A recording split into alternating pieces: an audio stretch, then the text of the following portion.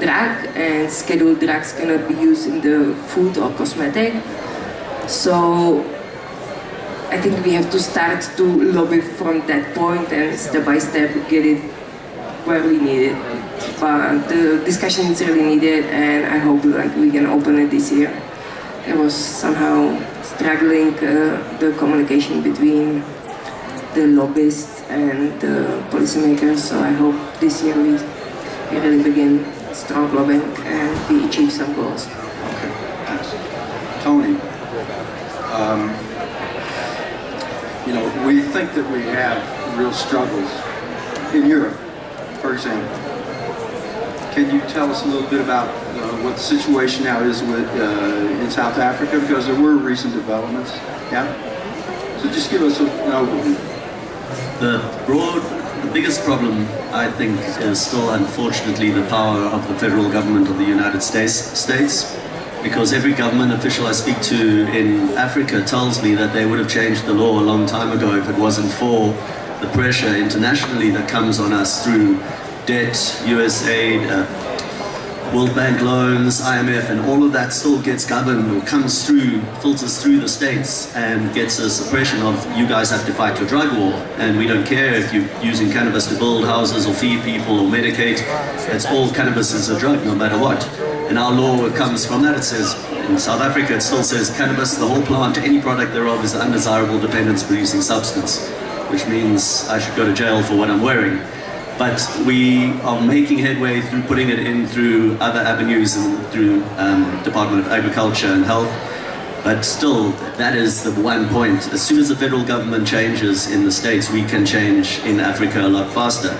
But just to say, where we see hemp is very much not, at the moment, we're stuck in a little niche of selling to rich people, building up eco houses for people with a lot of money, selling hemp seed oil to greenies and raw fooders to already having coconut oil and flax oil and olive oil, and you don't really see a difference. The most exciting, and where apart from me and where the work really needs to be done, is in the townships in Africa. And there's no omega fatty acids, very low protein, and we've built a soup kitchen that has proved that model for us, because we see miracles there. We see people's immune systems turning around just by having hemp seed oil, not even medical marijuana or CBD. We see people experiencing living in a hemp building where they've only lived in metal shacks, tin metal shacks, or in terrible, very, very poorly constructed cement buildings. So the impact that hemp can have in Africa from the base down, the real jobs, houses, food, is so great. I've been in it for 22 years now, and I still haven't found another resource that could most uplift Africa and a lot of other rural and emerging economies. And Malawi as well, where we're working up there, is very exciting. It's the poorest country in the world, and they're gonna go for it first, because I think they realize that the grants aren't worth listening anymore, and they're not getting enough support from international, so they're going to take the decision to change the laws around cannabis, and hopefully they'll see they don't need grant funding for so much longer. So.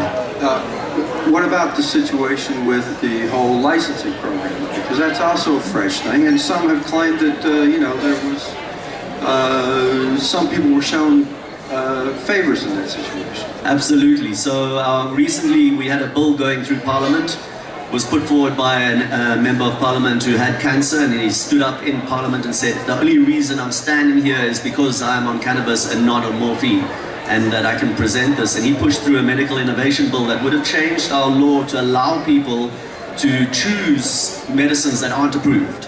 If you were ill, you would have been able to go and say, I want high-dose vitamin C or ozone or cannabis. And the ruling party took that bill off and said, don't worry, we're going to allow medical licenses, and we're going to change our law. But they haven't given a single license yet. They've given a few research licenses to very connected people. Basically, also, we've seen that Big Pharma is there. They've suddenly told us now that CBD is Schedule 4, which means you need to get a prescription and get it from a pharmacy.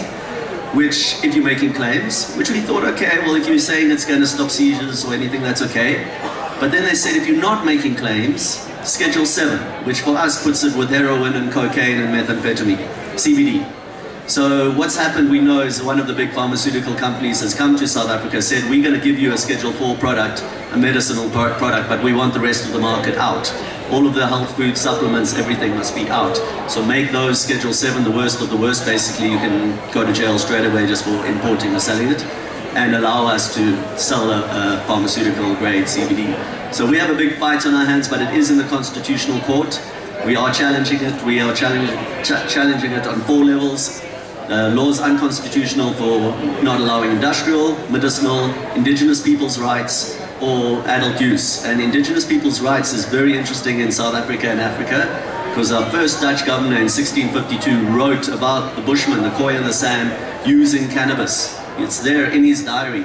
So they have a massive claim to it. And unfortunately, what many of you don't know, everyone blames the states for the laws against cannabis, but it actually started in South Africa.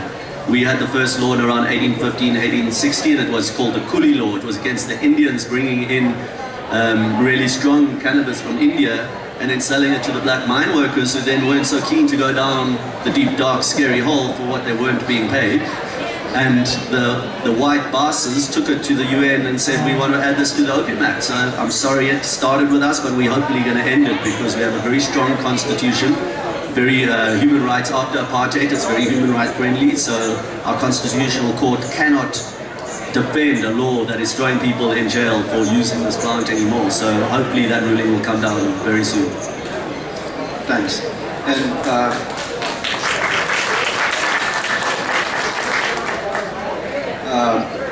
Tony is emblematic to some extent of all of our panelists, because he's very, very his company is very, very much public service oriented. And this is frankly one of the things I really find to be a beautiful thing about the hemp industry.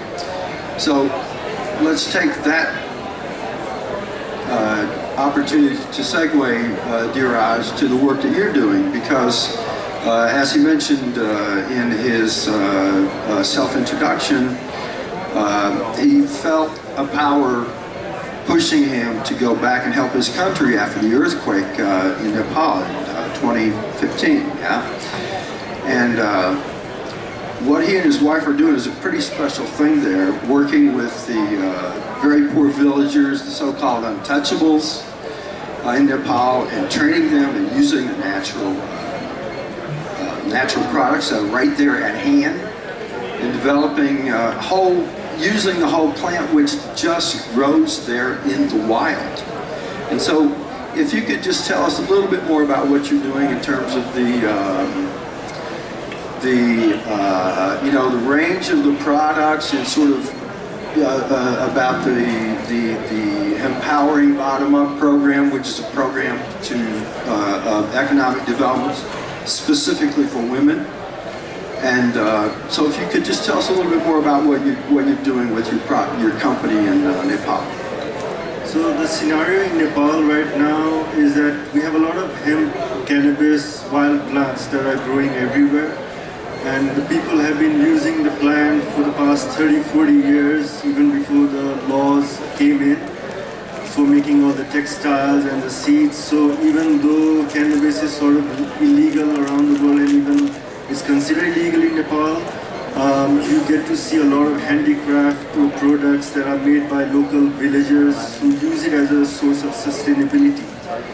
The seeds they consume it, we have like a traditional pickled dish that people all over Nepal they eat, and you can find these seeds in the supermarket. So this thing is something more higher than the legal thing, it's more cultural. And since Lord Shiva and things are going from that region, so cannabis makes even a much more religious, and it is meant, it comes from there, and it is something of that part. So to use this thing that is already there as a part of our culture and taking it a step further, in the present modern times where we have the 21st century, we have all the modern technology and the latest innovation that our people are doing around the world. So we wanted to use these kind of things in a sustainable manner that can really help improve the quality of life. So when you want to improve the quality of life of yourself and the people around you, you gotta start from the bottom up. So we label this initiative as a Empowering Bottom Up. So in this initiative, what we try to do is get all these people in the villages who are unemployed, don't have any work, or don't have any food or shelter or basic quality of living. So helping them, helping us, working together in processing, developing products, training, skill development, everything. So in this way, we really help each other in improving everyone's quality of life from the bottom up. So from the bottom up, everyone's quality of life is getting better, and we're all coming to at a similar level of understanding and quality of living that I think people it's the same scenario all around the world where people are struggling to have a basic food, clothing, or shelter. That is has become a necessity for people these days. So hemp is somehow can provide a very good source of these basic food, clothing, and shelter to people. And this is what we're showcasing, and we're living that life, and we're showing that it's really possible and it can be done.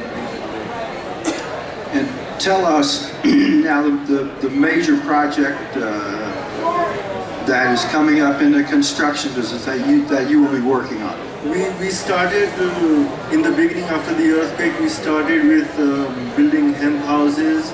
We are very fortunate to have Steve Allen, who's the president of International Hemp Building Association, come over to Nepal and develop some kind of a local technology that can be applicable in Nepal, using the materials from Nepal locally instead of importing things from outside. Since we already had hemp, most of our problems were solved, and it was very clear to start building. And we do our own processing of the materials, and we have in our initial project we built a hospital for the region where it's a huge necessity for people to have a proper medical facility, and now we are upgrading that hospital into a 100-bedded facility that is going to cover a larger area, over 200-kilometer radius, even most parts of India and everything. So this project is getting quite interesting, and we are getting a lot of support from local people and understanding of hemp, not just as a smoking plant, but the other uses that we have shown them that it is possible, and they're seeing it, and they're all coming together. So it's just a matter of time that we see some massive changes in our policies. Now, the company itself, which started when? 2015. Has grown fast. Yeah. All right? How are you managing? Well, we're living it. Whatever we need, like we need to build a house, we need some textiles, some bags, we make it ourselves. I make my own soap and I use it, I make my own flour, oils, whatever. So these things are propagated throughout our community and people, so they even demand these products. We make these pain relief oils from hemp, which we use for just massage and muscular pains, which we are now providing to our hospital nearby, and this is like spreading like anything. Like in 5 minutes, it's an instant relief, and people can't imagine how effective these things are. So. I'm asking you, how do you manage it? I don't know, man. There's some force somewhere. It's driving me. I'm going with the flow.